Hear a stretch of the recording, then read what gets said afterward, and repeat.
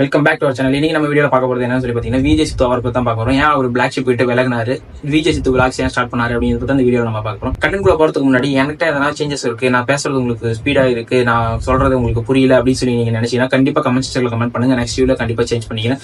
Comment பண்றதால தப்பு இல்லைங்க. வாங்க இப்ப கண்டென்ட்குள்ள போலாம். விஜய் சித்து வந்து பிளாக் ஷிப் சேனல்ல ஒர்க் பண்ணும்போது பாத்தீங்கன்னா இதெல்லாம் டெம்பரரி தான், யூடியூப்லாம் டெம்பரரி தான், இதெல்லாம் வந்து உங்களுக்கு ரொம்ப நாள் நினைக்காது அப்படின்னு சொல்லி நிறைய பேர் சொல்றாங்க. அதனால அவர் என்ன பண்றாரு அப்படின்னா, ஒரு பர்மனன்டான இடத்த தேடிக்கணும் அப்படின்னு சொல்லி சினிமா இண்டஸ்ட்ரிக்குள்ள போலாம் அப்படின்னு சொல்லி நினைக்கிறாங்க. அவர் வந்து ஒரு மூவி டைரக்ட் அப்படின்னு சொல்லி நினைக்கிறாரு.